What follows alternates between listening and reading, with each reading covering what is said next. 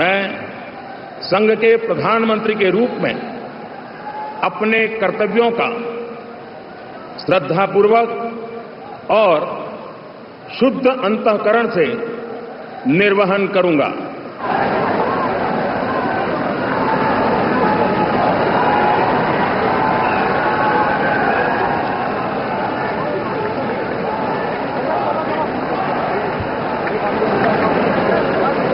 Question ये है कि प्राइम मिनिस्टर मोदी जो हैं वो हल्फ उठा रहे हैं थर्ड टाइम कंसेक्टिव।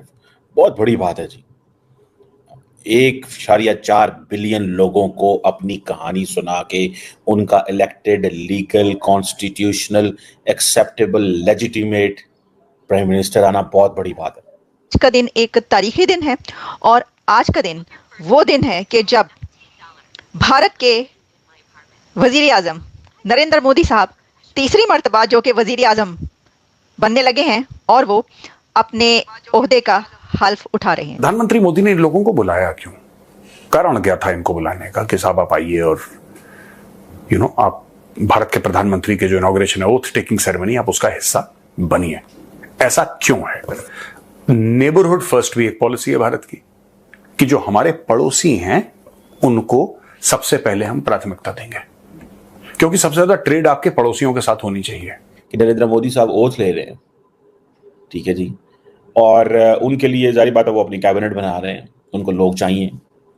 और doctor Jaishankar is the face of India's diplomacy. कि नरेंद्र मोदी साहब इज बैक विद हिज की प्लेयर्स। उनकी कैबिनेट में वो तमाम की प्लेयर्स शामिल हैं जो पहले उनके साथ होते थे।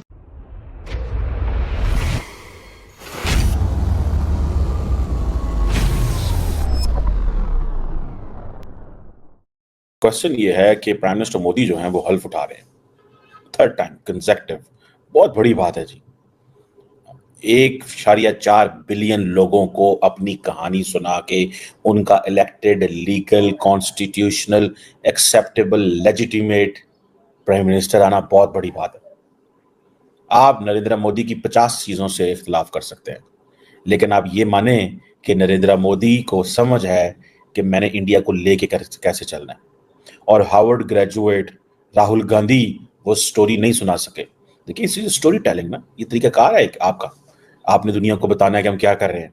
आज का दिन एक तारीखी दिन है और आज का दिन वो दिन है कि जब भारत के वजीर आजम नरेंद्र मोदी साहब तीसरी मर्तबा जो कि वजीर आजम बनने लगे हैं और वो अपने ओहदे का हल्फ उठा रहे हैं। मुझे पता चल गया कि आवाज़ बिल्कुल ठीक आ रही है, मैं यही देख रही थी। तो जनाब आज का दिन एक तारीखी दिन, एक हिस्टोरिक मोमेंट ना सिर्फ इंडिया के लिए बल्कि दुनिया भर की डेमोक्रेसीज के लिए, दुनिया भर की जमहूरियतों के लिए ये वो दिन है कि जब Narendra Modi third time prime minister बनने लगे हैं। आज उनकी स्वेरिंग इन सेरेमनी में जहां 7 से ज़्यादा कंट्रीज़ के लीडर्स भारत पहुंच चुके हैं जो कि ये सेरेमनी अटेंड कर 8 से 9,000 लोगों की ये गैदरिंग है। इसमें सिर्फ ये नहीं है कि बार बार बात की जा रही है कि दुनिया भर के लीडर्स आ गए और दुनिया भर के लीडर्स के साथ हो रहा है, ऐसा नहीं है, बल्कि इसके अंदर 9,000 लोग शामिल होंगे इस गैदरिंग में। सबसे इंपॉर्टेंट चीज ये है कि ये जो स्वेरिंग इन सेरेमनी हो रही है, ठीक है जी, इसमें एक तो चलो डॉक्टर जयशंकर जो हैं उनको सेकंड टर्म के लिए कहा जा रहा है the best choice for India. There cannot be a better politician, a diplomat turned politician who can lead India or who has been telling India's story so soberly, इंतहाई एक अच्छे कॉन्फिडेंट अंदाज से, एक अच्छे तरीके से इंगेज कर रहे हैं दुनिया को। और मैं समझता हूं कि नरेंद्र मोदी की जितनी भी फॉरेन पॉलिसी का जो चेहरा है वो जयशंकर है। ये मैंने पहले भी कहा है, ये फिर कह रहा हूं कि इतना तगड़ा foreign minister for external affair आपको कहीं नहीं मिलेगा। इतना तगड़ा मिनिस्टर फॉर एक्सटर्नल अफेयर जिसको पता है कि मैं जिस पार्टी से उसका क्या मिशन है, क्या मैनिफेस्टो है, क्या बोलना है, क्या लिखना है, क्या करना है। ठीक है जी। अब देखें, एक तरफ तो हम ये देख रहे हैं कि नेबरहुड, ये किसका विजन है नेबरहुड?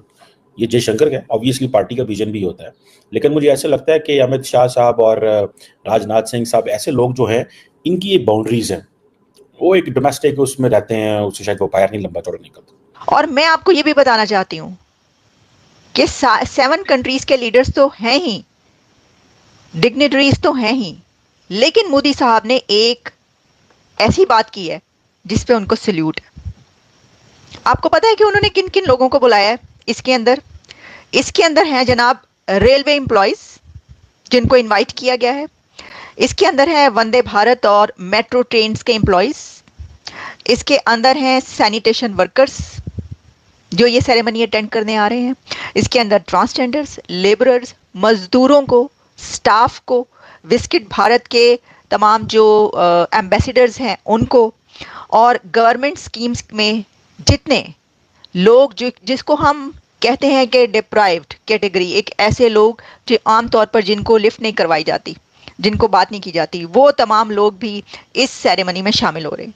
तो सबसे ज़बरदस्त बात इस सेरेमनी की मुझे ये लगी, आपके लिए हर एक के लिए कुछ ना कुछ अच्छी बात इसके अंदर होगी, लेकिन मैं इसको जैसे देख रही हूँ उसके मुताबिक मुझे ये बात बहुत ही अच्छी लगी कि उन्होंने उन लोगों को देखिए नहीं छोड़ा, उनको वो याद करना नहीं भूले कि जिसके लिए जो है वो सारा काम करते हैं। असल में तो इन्हीं के लिए काम किया जाता है ना जनाब।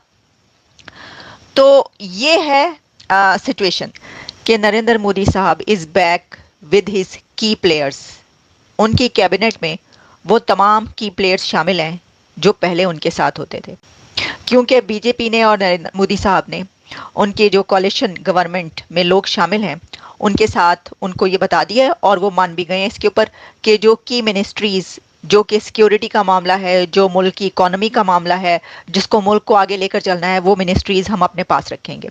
और उन्होंने कहा कि कोई मसला नहीं है, बीजेपी ने अपने पास जो मिनिस्ट्रीज़ रखी हैं उसके अंदर home ministry, finance ministry, foreign affairs ministry और कुछ और भी बड़ी अहम मिनिस्ट्रीज़ जो हैं वो उनके पास मौजूद हैं।